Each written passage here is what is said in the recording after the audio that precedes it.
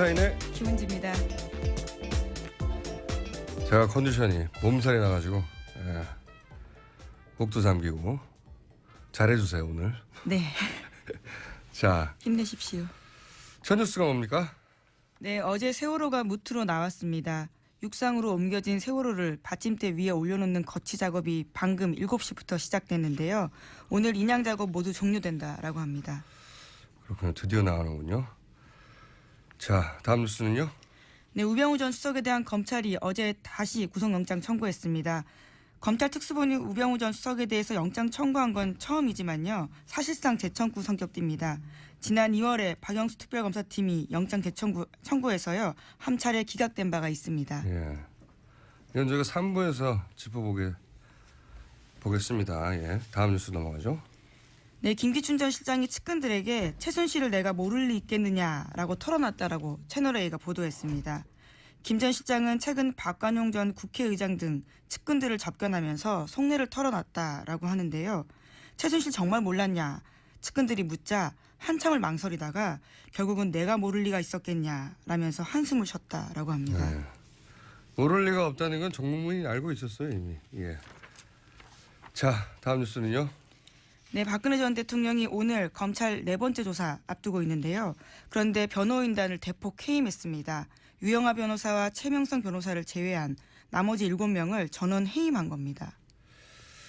박근혜 전 대통령은 본인은 굉장히 억울해하는 것 같은데 제가 보기에는 억울해하거나 남 탓을 할 게 하나도 없어요. 왜냐하면 지금까지 가장 곁에 두고 있었던 사람이 최순실이었고 그리고 헌재와 검찰 조사를 대응하는 과정에 이 대응 방식에 문제가 있다고 다들 지적해온 유영하 변호사를 가장 곁에 두고 있었던 것도 본인이거든요, 다. 네, 모두 네. 본인이 결정한 거죠. 네, 그런 사람들을 가장 곁에 두고 있었던 건 본인의 선택이었기 때문에 다른 누가 아니라 그리고 그 선택이 이런 결과를 가져온 거예요. 네. 남을 탓할 게 하나도 없는 것 같습니다. 자, 다음 뉴스는요. 네, 이제 대선 29일 앞두고 있습니다. 대선 한 달 정도 앞두고요. 여러 여론조사가 발표됐습니다. 그 결과들을 종합적으로 보면요. 어제 주말 사이에 굉장히 많은 여론조사가 나왔어요. 그죠? 그렇죠. 네. 아무래도 대선 기간 동안에 공식 선거 운동이 시작되고 또 공포가 금지되어 있는 기간이 있거든요. 그렇죠. 이제 그러다 보니까 이때 좀 몰려 있는 것으로 보입니다. 얼마 안 남았어요. 이제 여론조사 발표되는 것도. 네, 그러다 보니까 조사가 굉장히 많이 나왔습니다. 네, 더불어민주당의 문재인 후보가 근소한 차이로 국민의당 안철수 후보를 누르거나 두 후보가 동률로 이루는 등 1, 2위 후보가 대혼전 양상을 보이고 있는데요.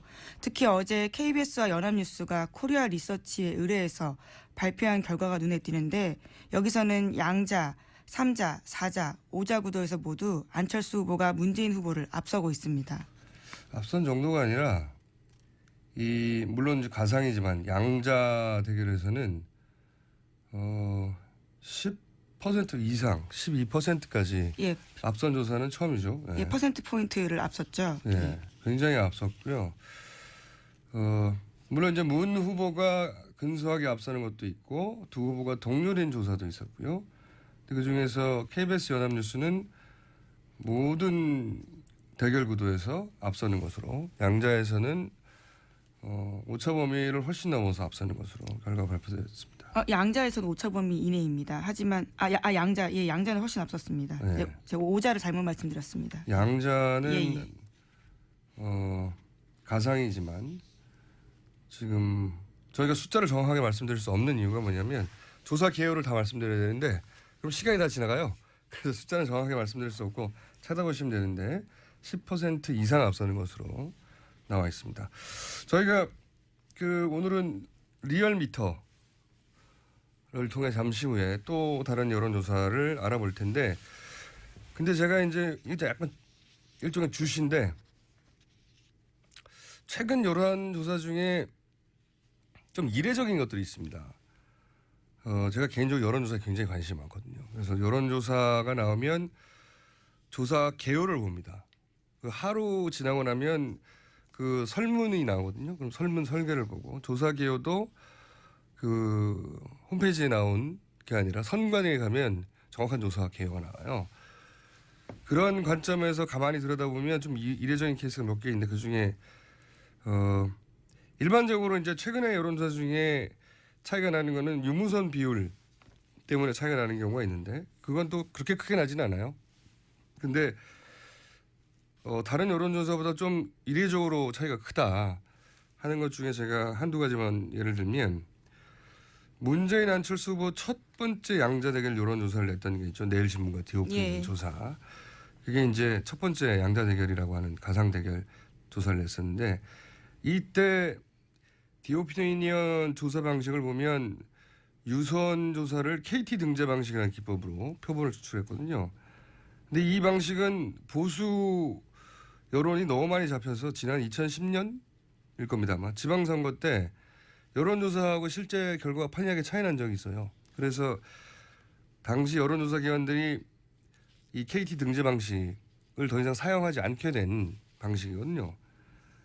그래서 그 이후에 각 여론조사 기관들이 각자 개발한 여론조사 기법들이 있는데 왜 이렇게 오래전에 보수 편향이 너무 심해서 안 쓰는 방식을 사용했는지 디오피니언 쪽에서는 설명이 없어가지고 하여튼 이례적인 방식이었다는 거 하나 하고 지금 방금 소개해드린 10% 이상 차이가 나는 KBS 연합 조사 이거 굉장히 결과도 이례적이지만 조사 개요를 자세히 들여다보면 또 이례적인 점이 눈에 띕니다. 어떤 게 눈에 띄냐면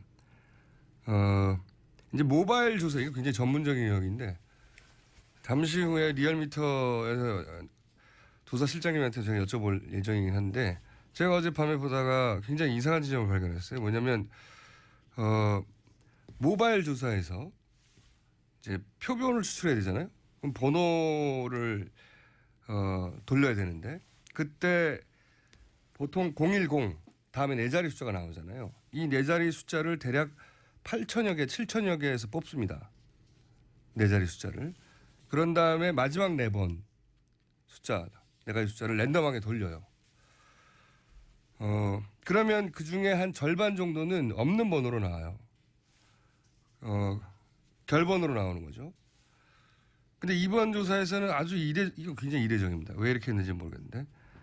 네 자리 숫자를 8,000개에서 뽑은 게 아니고 8,000개에서 돌린 게 아니라 60개밖에 안 썼어요.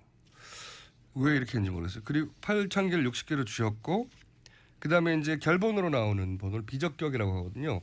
랜덤하게 돌리니까 그 없는 번호가 있을 거 아닙니까? 없는 번호가 절반은 나온다 이거죠. 그 비적격률이라고 하는데 그게 한 50% 나오거든요. 근데 이번에는 60개, 8,000개를 60개밖에 안 썼고 60개 중에 결번이 나오는 게 10% 이하예요.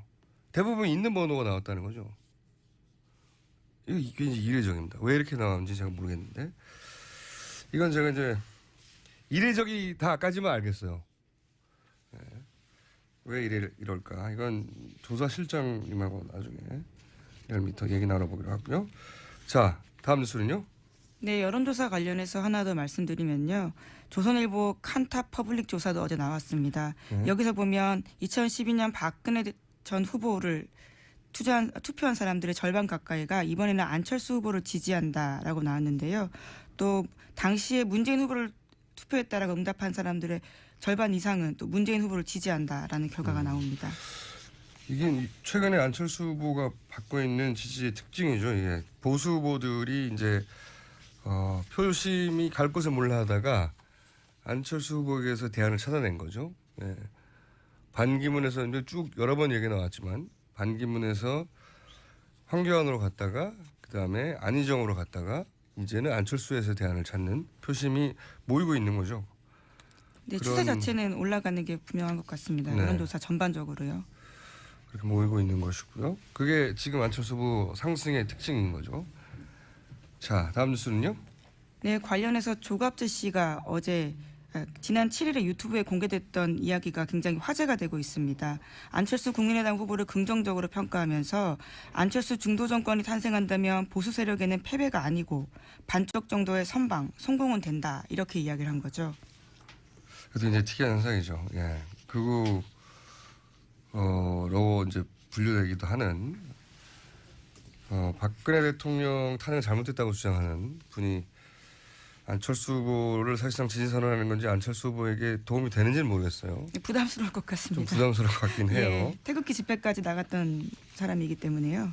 예, 왜냐하면은 안철수 후보는 또 호남의 지지도 받아야 되거든요. 이제 딜레마가 있어요. 이 부분에서는. 자, 다음 뉴스는요.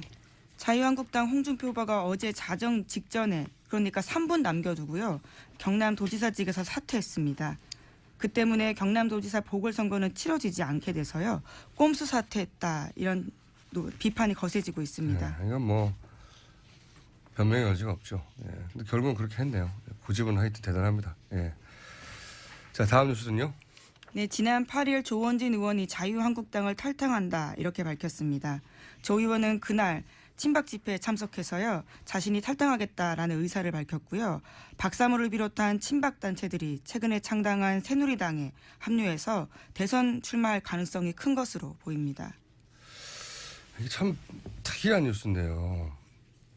조원진 의원이면 친박 중에 친박 멤버인데 단독으로 결정했을 것 같지는 않거든요. 이게 의미가 이렇게 친박이 빠져나가서 자유한국당에서의 친박 색채를 빼고 바른정당과 합당 가능성을 높여주기 위한 수순인 건지 아니면 혼자의 돌출 행동인 건지 요 다음에 누가 이 새누리당에 합류하느냐에 따라서 그림이 나올 것 같아요. 예, 이거 이 한 사람만 가지고는 읽을 수가 없고 돌발 행동인지 아니면 자유한국당에서 친박 색채 빼기인지. 만약에 친박 색채 빼기로 결정이 된다. 결론이 난다. 몇 사람 더 가서. 그럼 바른정당과 합당 가능성도 있다고 봐야 되겠죠. 예. 자, 오늘은 여기까지 해야 될 것 같습니다. 왜냐하면 저희가 리얼미터 여론조사를 예. 그리고 제가 앞서 언급했던 여론조사는요. KBS가 지난 8일부터 이틀간 코리아 리서치 센터에 의뢰해서 전국 유권자 2,011명을 대상으로 했습니다. 유무선 RDD 방식으로 실시한 여론조사고요. 표본 오차는 95%, 신뢰 수준의 표준 오차 플러스 마이너스 2.2%입니다. 자세한 내용은 중앙선관위 여론조사 심의위에 가서 확인하실 수 있습니다. 숫자를 말 안 해도 개요를 말해야 되는군요. 예. 저희는 숫자를 말 안 하면 개요를 말하지 않아도 되는 줄 알았더니 그러면 숫자를 다 말할 걸 그랬어요. 자, 여기까지 하겠습니다. 지금까지 예, 시사인 김은지였습니다. 네, 감사합니다. 감사합니다.